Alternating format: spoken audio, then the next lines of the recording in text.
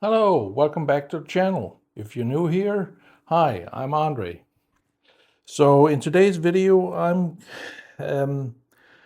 gonna talk a little about what, as the title says, if you want a Strat, and give you some options if you're not interested in a Fender, and talk a little bit about this guitar I have here and what brand it is and so forth, and give you a demonstration.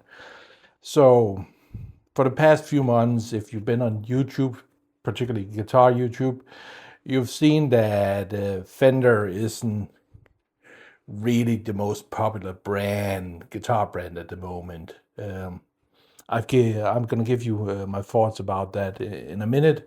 But first, well, if you don't want to buy a Strat, like a real Stratocaster from Fender, what options do you have actually? And you have quite a lot actually. It's probably one of the the brands in terms of the Strat where you have the most options if you don't want a authentic Fender Stratocaster. One option, of course, is of course to buy a used Strat. Go on Reverb, eBay, or any other marketplace that you have in your local community or country, whoever is watching this now, and get something there. And you will probably find something to your liking and save a little money compared to a new guitar. Of course, depends if you're, of course, looking for something vintage like an original 54 Strat. It's going to be a bit more pricey. When we talk high-end guitars, you have options like Sir and Tom Anderson are one of those brands that make Strat style or S style guitars, if you want to call them that. But then again, they are also pricey. Again, it all depends in the end where your budget lies. And if you go down to the complete budget option, that's where things actually get interesting, especially here in 2026 or in the last 10 years, is that you have, in terms of quality and price, you have a lot of options where you can get some where you have Harley Benton, you have Earth guitars, you have Jet guitars. Those three are usually what you see on YouTube when people review budget guitars. Or there's also what it's called backers guitars. They also make Strat. They're not that popular, but that's also a brand, budget brand, where you, again, prices range from $200-300 up to maybe $500-600, where you have, in terms of what you get for your money and the quality, you can find something that will fit your liking very easily. But one brand I rarely hear about, which is related to this guitar, is Warmoth. And for those who don't know, Warmoth is a guitar maker that offers replacement bodies and necks, along with they build full guitars also. They've been around since 1980, I think. And what they are mostly known for is that what they offer is replacement necks and bodies for Fender guitars. They have an official license from Fender to make replacement necks. So if, say, your 2012 Strat, the neck breaks and you can't get it fixed, they can make a replacement neck that is spec-wise will fit your Fender body. So that's that. And this guitar here that I have is a Warmoth guitar. This is a guitar I bought in 2008 of a guy from eBay. I think he was in Canada. I paid roughly $500 for this. So what I want to talk about is a little about the specs of this and maybe offer you some, say that if you're not interested in say you have the money for a custom shop guitar, Warmoth is a great alternative, because what you can get basically anything you want in terms of what they make. You can choose the body, you can choose what bridge and so forth. And the great thing is you can just build me a neck, build me a body, and then I'm gonna put it together myself. So you have yourself a DIY project, more or less.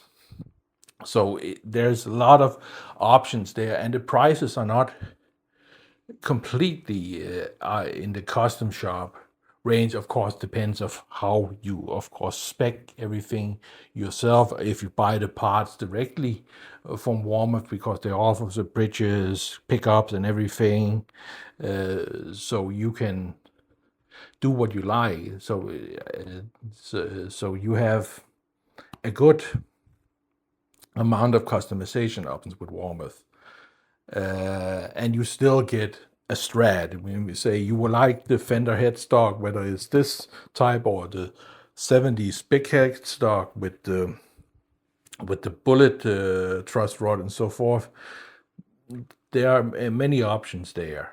So that's what the review part will take place of this guitar, being a Warmoth guitar there. But I want to go back to, again, like I started the video with, is that, of course, Fender is not a very popular brand at the moment on YouTube or online in general, because, but if, dear viewer, if you don't know, a few months back, Fender won a court case in Germany, in Düsseldorf, against the Chinese guitar manufacturer that were making basically fake Fender guitars, and they won that lawsuit in a default victory, because the Chinese manufacturer didn't show up. So Fender won that square and fair, because they were making basically copies that presented themselves as Fender guitars. Then a few months later, Fender decided seemingly to take that, and then through a German lawyer firm, send out a bunch of cease and desists letters to various guitar manufacturers and retailers. One of them here in Europe being Thomann, which is I think they are the largest retailer in the world. I think they are larger than Sweetwater in the US. That's that. Basically asking everyone that are producing Strat type guitars to pay them, I think, $250,000 or euro, and then destroy all their inventory, and then name their suppliers and so forth. I think that's roughly what the cease and desist letter said. And that upset a lot of people. And when I heard that or read that, when they started doing that, I wasn't really that surprised about it. For me, what they are doing, to me, seems like a strong arm tactic. In a way, what it made me think of was back in 2008 and 9. And this has nothing to do with guitar. Podcasts really started emerging. You had the Joe Rogan podcast, but the first real big podcast that started the modern day podcast, as you know, with Joe Rogan, is the Adam Carolla Show, which was on Sirius XM. No, sorry. It was on terrestrial, got shut down, and Adam Carolla moved his show directly into a podcast format. I think a few days later, a week later, it was up as a podcast. And that was really where it started, the modern day podcast there. But a few years later, what started to happen to a lot of those podcasts is that patent trolls started showing up, claiming they had patents to this and that format, the RSS feed, claiming this and that, trying to sue everyone or threatening to sue people if they didn't comply, claiming that they had some sort of patent of some sort to the podcast format or the RSS feed or whatever they claimed. There were a lot of strange claims, and the funny thing, when all those claims, they filed those claims in Texas in a specific district because it was advantageous for them legally.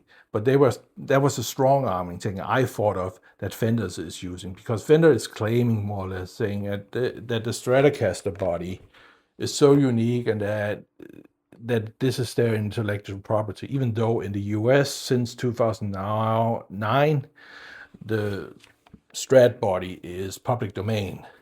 And again, everything that Fender is doing is within the European Union. So really, all the manufacturers, if depending on how everything shakes out, this would really only affect the European Union, which is a large, of course, market now with all the countries that are in the European Union. The biggest, the most interesting thing about this kit right now, where it stands as of today, and of this recording, is that Thomann has responded again a month or 2 months and a half ago by saying, going to a judge in Germany and asking for what they call a declarative judgment, asking the court system, can you please tell us where the legality of all this lies so we can move forward? Because again, Fender is taking a default judgment of a case where the opponent didn't show up and claiming, well, this covers everything and it covers all of Europe. That's one thing about the European Union now, how the European Union, when it started back in the 70s, was just a trade federation. It allowed the countries, at that point was 9 countries, to work to make trade between them more efficient. Since then, it has grown into something much bigger. So to me, when I think of the European Union, it is a botched up job of attempting to construct something like the United States of America. Even though they don't claim to do that, but they are. And one of the biggest problems, at least in my opinion, with the European Union is the European Commission and how it's structured and everything around it. It is filled with claims of lobbyism and corruption, and that has been known for many, many years. I remember back in the early 2000s, there were tons of cases against the European Union, how they were funneling money in terms of travels for the parliament members, how they were flying business class and then really just reimbursing the tickets into commute and so forth. That was one of the issues I remember. And then one of the commission members or committee members exposed a lot of stuff, and that blew everything up. So me personally, as a Dane who has been used to for many, many years, and the way Danish government and Denmark works as a country, is that our government is very local in certain terms, meaning I can basically right now pick up my phone and call the Danish Prime Minister and ask Mette Frederiksen, who's currently our Prime Minister, and ask to speak with her. Chances are I won't be able to, but I have the app, I have the opportunity to do so. And that is one of the things that Denmark has been our democracy has been very known for. And with this European Union that's come over everything, and you have a commission and now a European president that isn't really elected by the people, but by the elected officials that we elect, where Denmark only elects a small, it feels very distant. And one of the things that have changed is that if a ruling in one country happens on any level, the claim is now that then if it's upheld in Germany, then it needs to be upheld in all the European countries. That's the shift or sleight of hand I personally think that Fender is doing right now. And that's really where things are going to be interesting.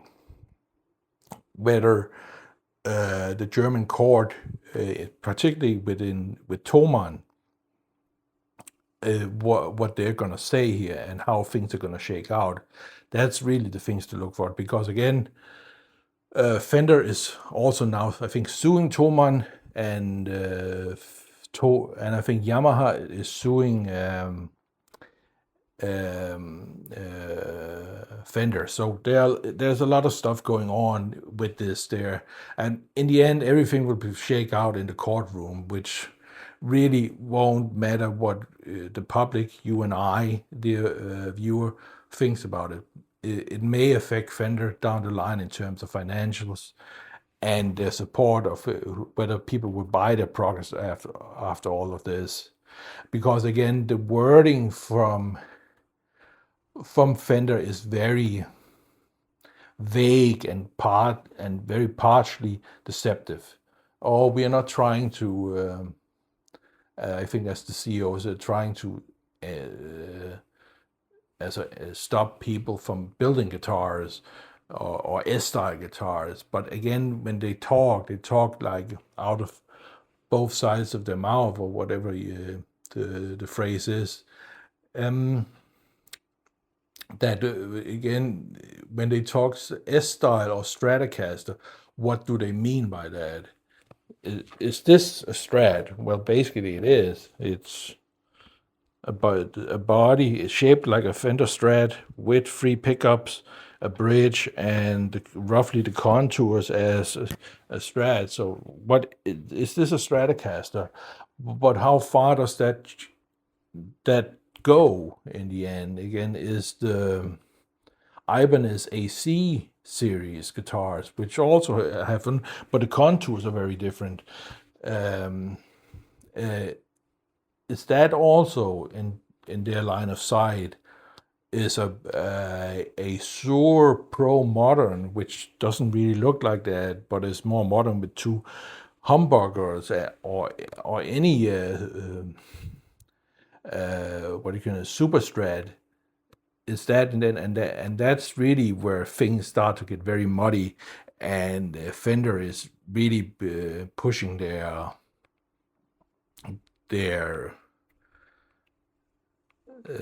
what do you would call it, their luck, I guess, so to speak. But again, it will come down to the lawyers and so forth, what the court system will say, and what the result of all that will be. Especially the smaller builders, they have they're just looking for them to comply, or as they say, have a conversation, as they say. What I think in the end Fenders is looking for, if it's not to, as some other YouTubers have hinted at, is that, oh, you just want to eliminate competition. I don't think that's quite that. I think what Fender is looking for, if you're gonna build something that is close to the Stratocaster, say this shape here, then you have to pay us. I think they are looking for licensing deals of some sort. That's really what I think they are looking for. Saying, okay, you want to build Strat guitars or S-style guitars that are similar to the original Leo Fender design from 1954. Because again, Fender owns, of course, the Strat design, but they also, with the demise of G&L, which was started by Leo Fender, own the Leo Fender name. I think that was something that made them change. They think they now control everything within this the Strat style, that they are trying to now really puff their chest out and say, okay, we need to now we are going for it now.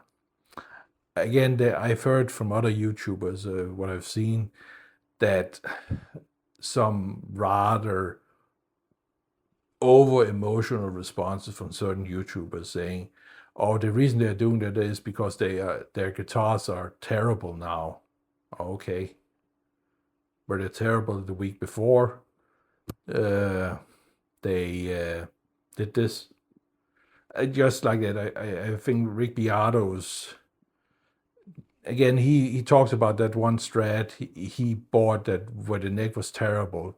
Okay, one guitar you buy off the rack is terrible. It doesn't mean that every Fender guitar that is built is terrible. I can also maybe find a Sur guitar or something that's absolutely a piece of crap for some reason. Again, that really, in my opinion, doesn't prove anything.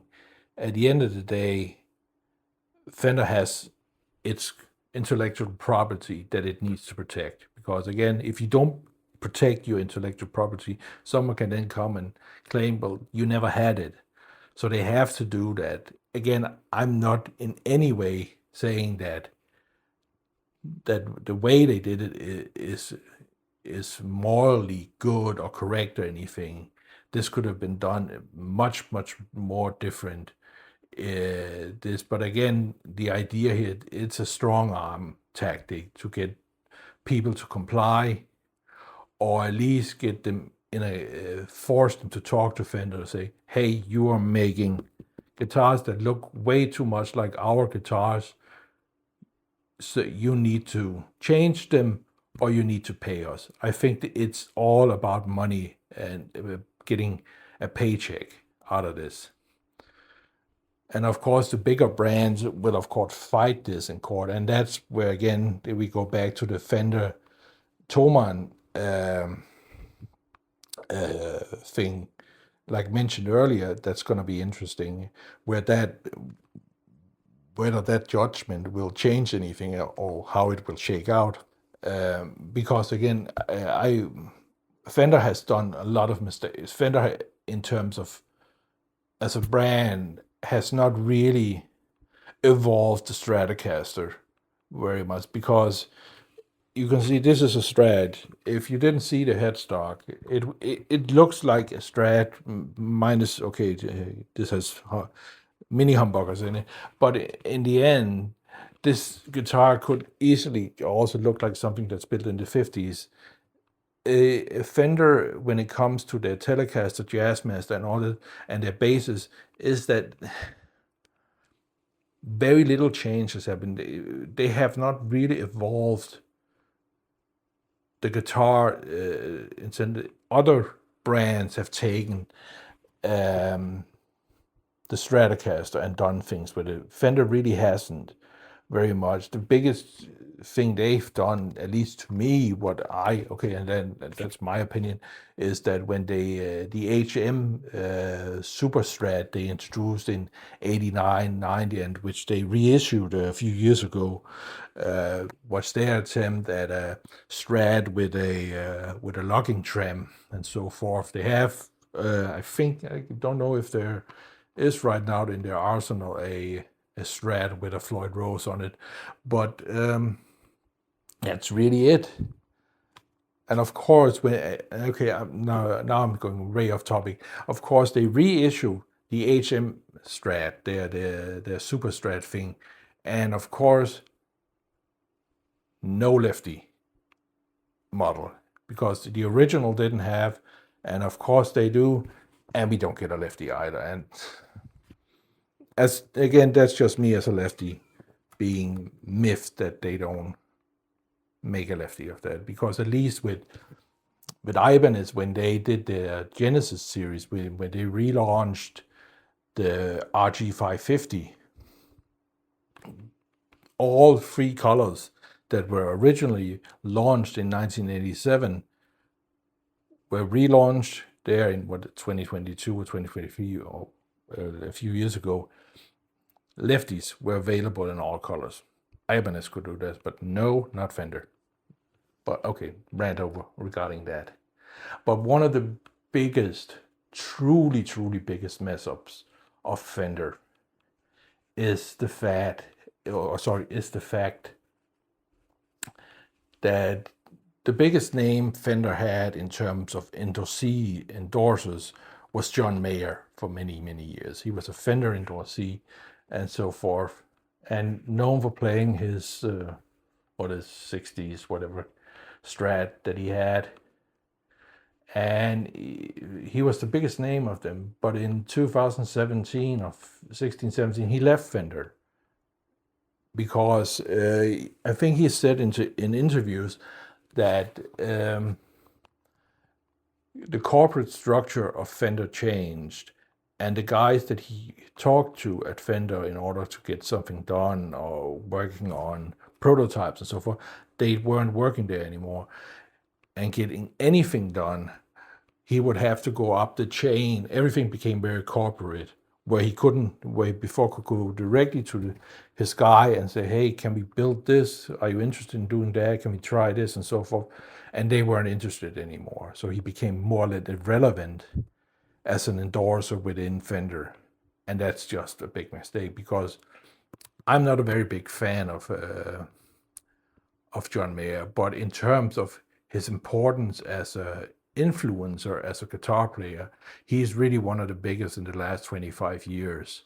In terms of a lot of people, young players I hear talk about being very heavily influenced by him picking up the guitar, particularly his album, but his 2007 record, Continuum, is one of those records that's really a hallmark for a lot of players, where for me, again, Van Halen 1 or 1984, for me, I like pivotal records, and Eddie Van Halen being the guy that would make guitar interesting for me.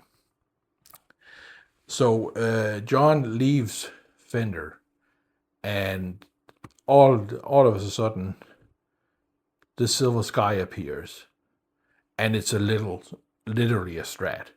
If you didn't see the headstock, and of course, again, there are visible changes to the PRS Silver Sky compared to other brands. Again, the lower horn you can see is very different. It's more typical of PRS and so forth. But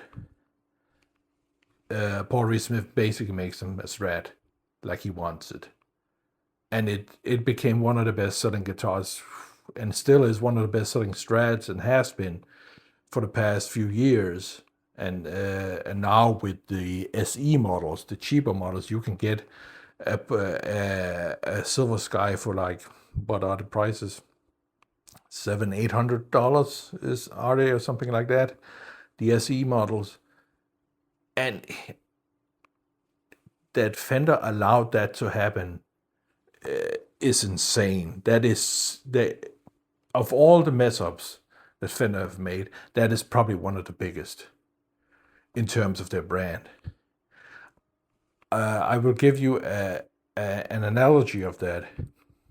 In 1987, Ibanez were close, not close to bankruptcy, but they were on the way out.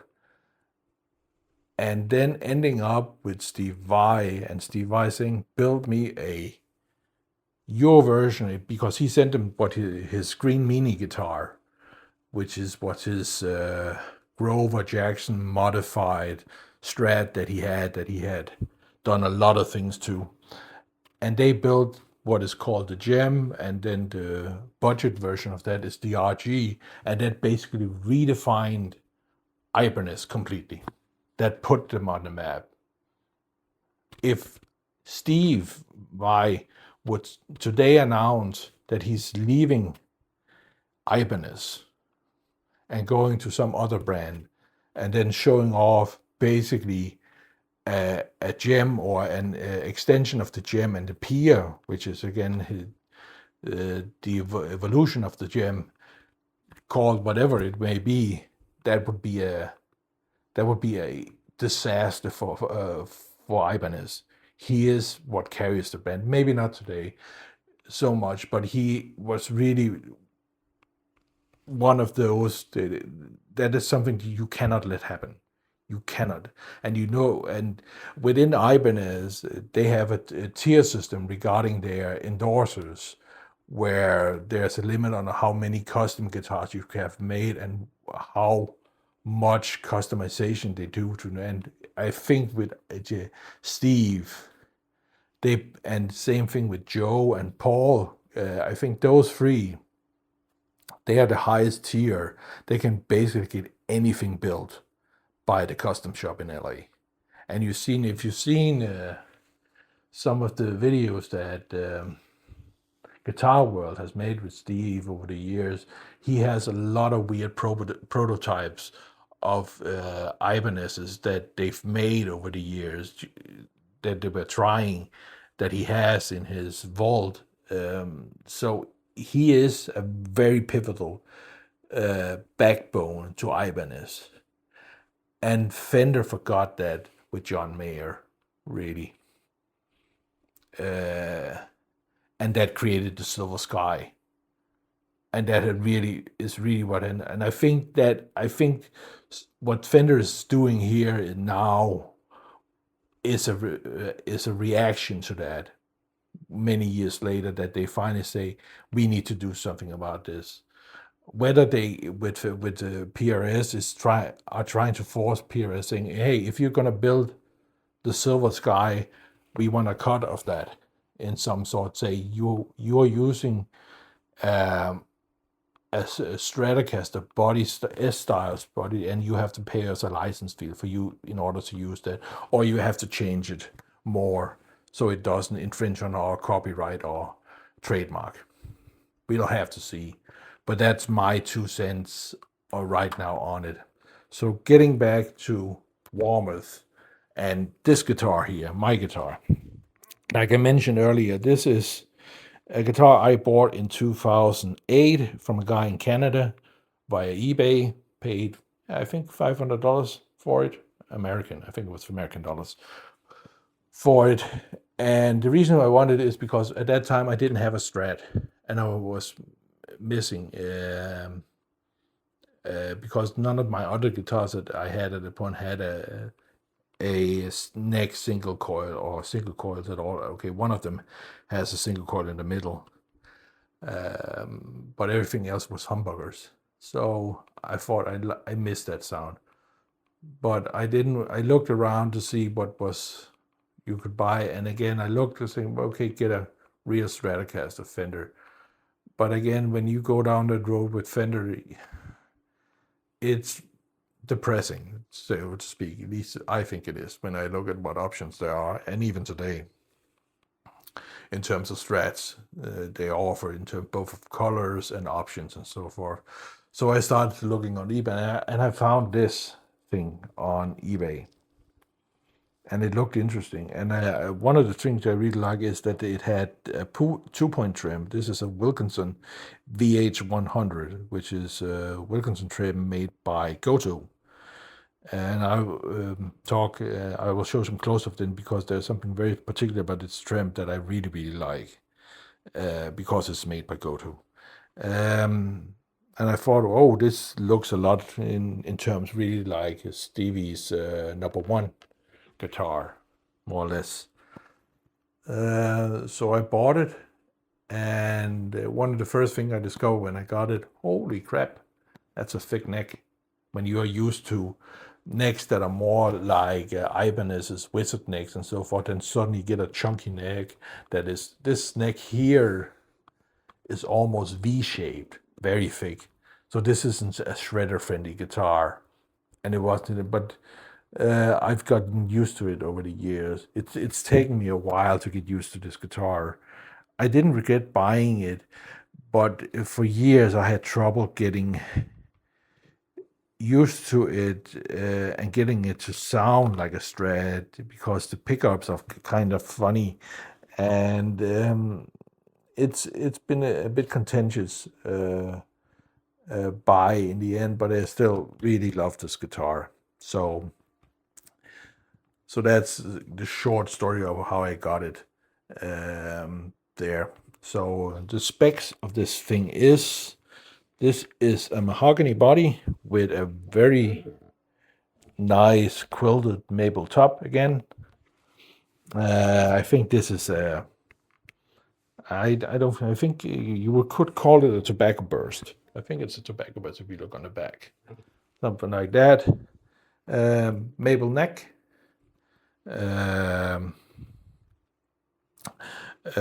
Ebony fingerboard. Medium jumbo frets that are stainless steel. Stainless steel frets was very nice. I was very surprised about that. Bone nut. Charlotte locking tuners. And as you can see, I don't know if you can see it here, there's no truss rod access. It is the old way. You have to take the neck off and then do that. That's a typical good old school Strat. Standard configuration, 3 pickups, 2 mini humbuckers by Seymour Duncan, and the neck pickup is a Fender Highway 1 pickup.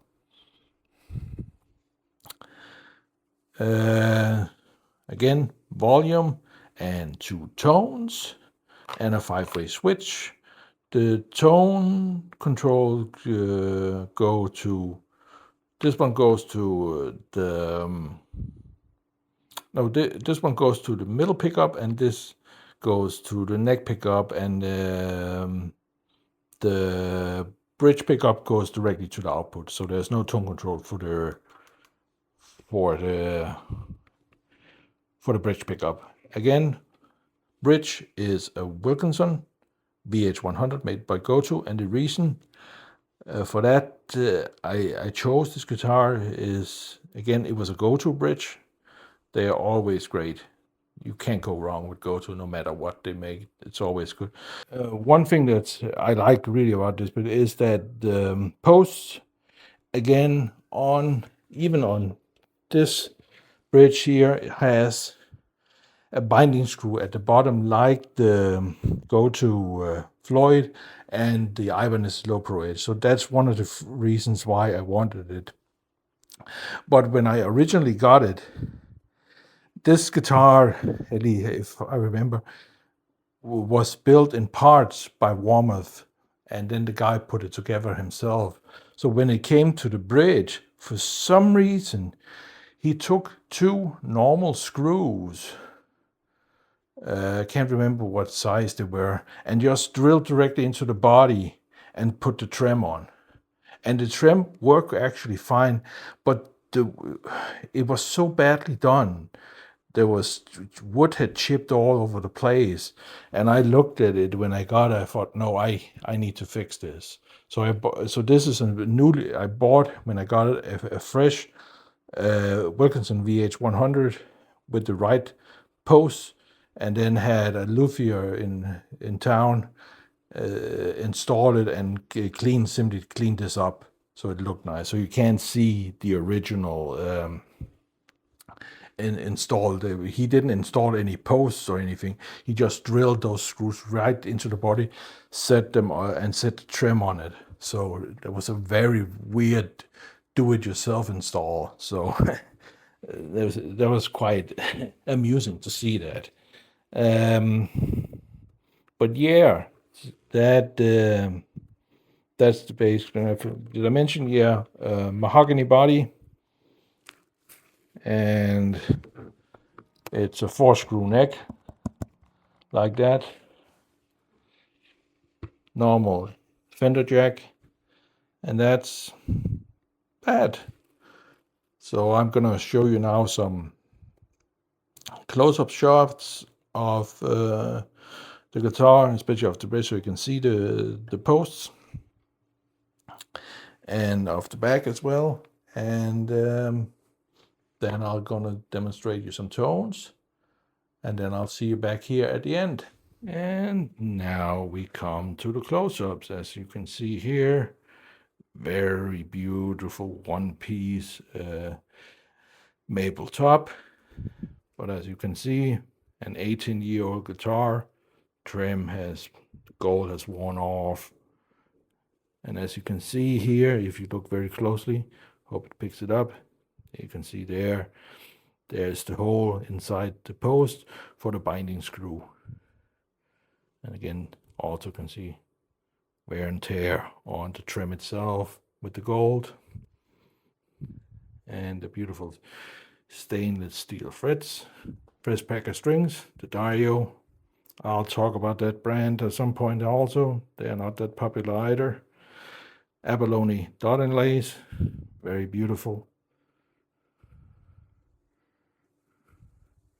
And the Schala locking tuners. And the bone nut, I need to have that nut replaced because it's chipped actually. It works fine. It chipped here about a couple of years ago, but I super glued it together and holds currently fine, but it needs to be replaced.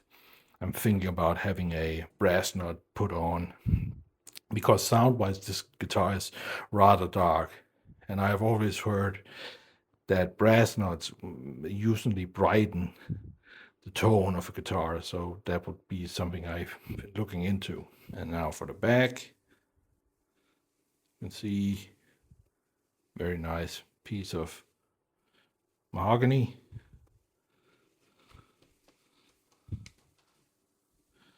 And the maple neck, and of course the locking tuners by Schala. No branding on them for some reason. I'm a little bit surprised by that. But again, that maybe they are branded now. Again, this is an 18-year-old guitar, at least in my possession. But yeah, and for the authenticity, a very nice Fender strap. So that's that. So welcome to the demonstration section. As you can see, I'm sitting at my computer.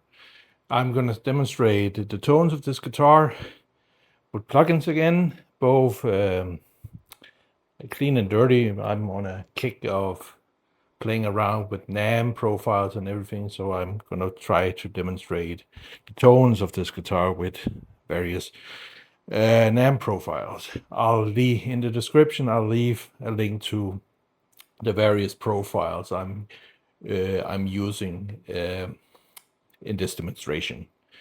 What I've done in my DAW, I've set up 3 different types of tones. One clean, one slightly dirty, where the dirt is coming from a fuzz pedal, and then a really dirty tone.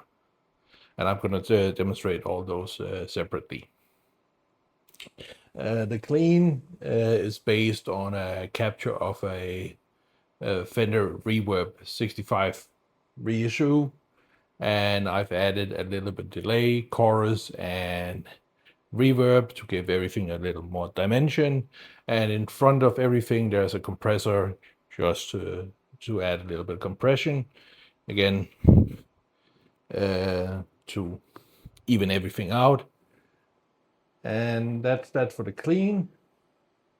For the second, the dirty one, that will be a 79 Dumble, just a head, and then the cap is from a Plexi Marshall capture, and the dirt is coming from a Eric Johnson Fuzz delay, Fuzz pedal, which I found on Tone 3000. All the tones you hear are coming from Tone 3000 website. And then finally, the really heavy stuff, we go completely Yngwie with a 50-watt Plexi Marshall amp, and the cab is 4x12 of a Mesa Boogie with a mic with an SM57, about I think 1.5 inches from the speaker, and then it's boosted with a capture of a DoD 250 pedal. And again, in both those dirt cases, the dirty tone, there's just added some reverb and some delay. And on the really dirty one, there is additional gate, noise gate to take out the noise. And that's that. So hope you like it. So let's start. We are again the clean setup, as you can hear, and here is the bridge pickup for itself.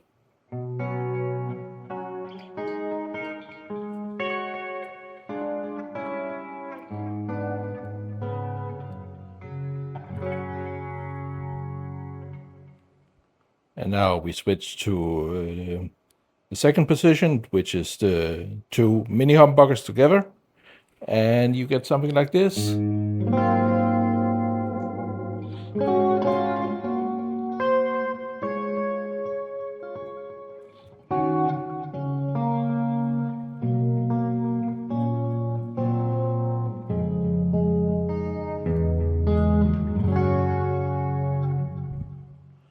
And now the middle position, the mini humbucker in the middle, and that sounds like this.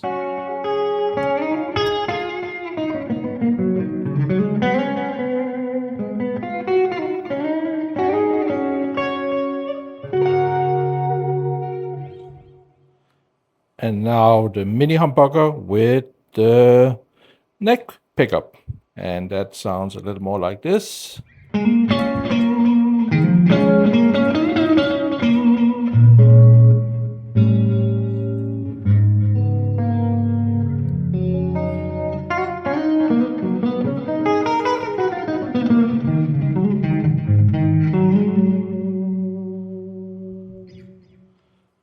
And then finally, the neck pickup by itself, and that sounds like this.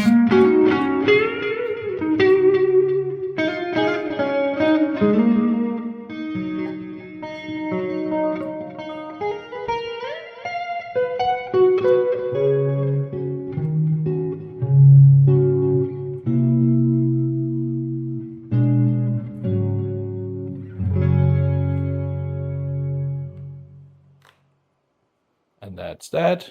I'll jump now over to the dirty sounds.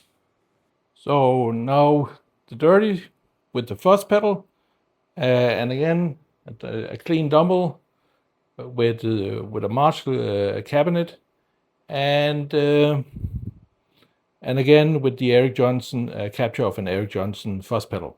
And this is how it sounds on the bridge pickup.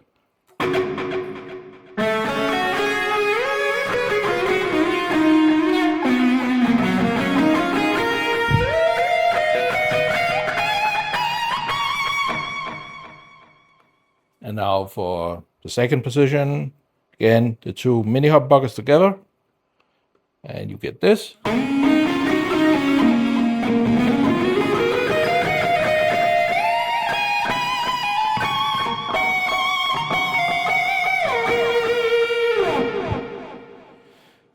Third position.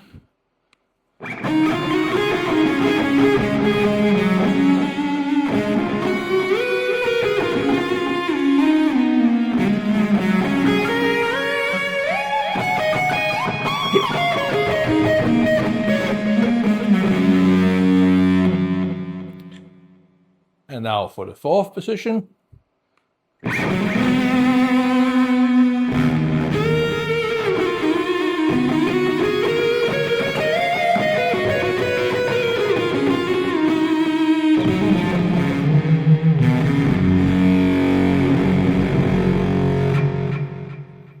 And finally, just the neck pickup for by itself. I mean,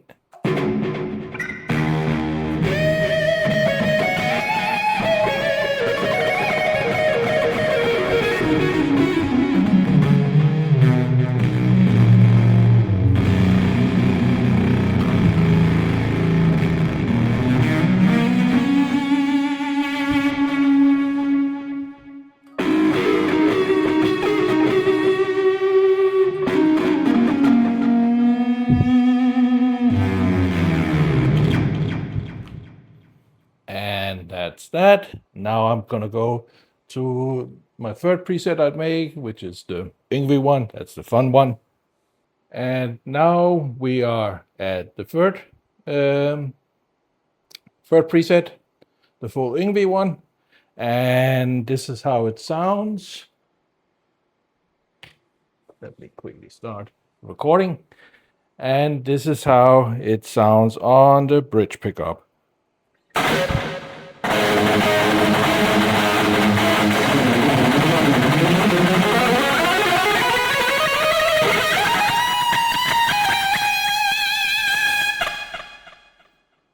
Very fun. And let's just do the second positions with the two mini humbuckers together. And you get this.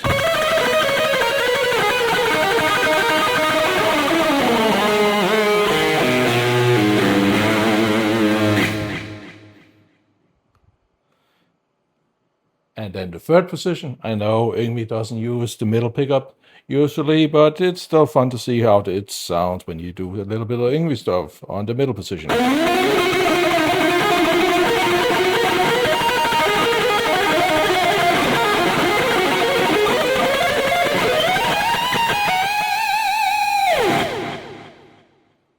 And then finally the fourth one.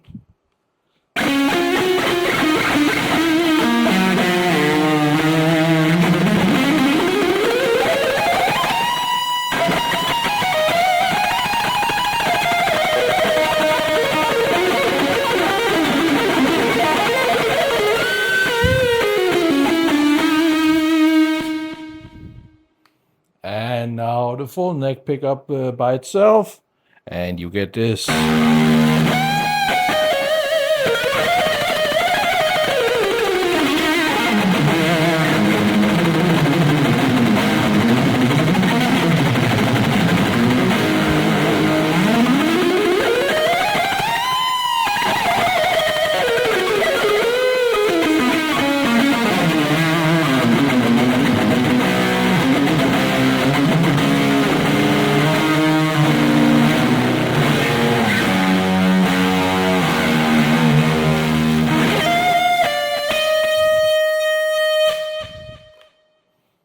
And that's that. That's the demonstration.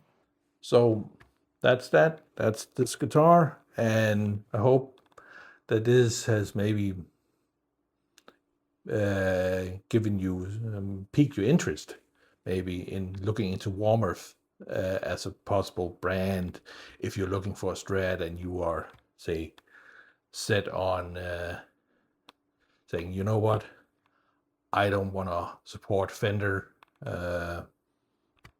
when I get my next Strat or whatever it is.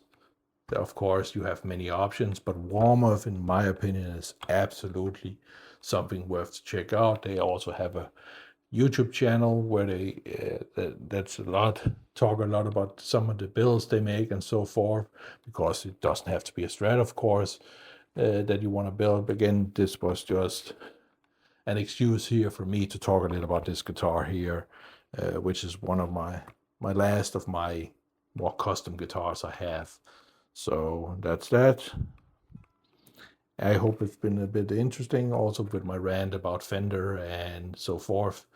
But yeah, that's that. Hope to see you in the next one. Bye for now.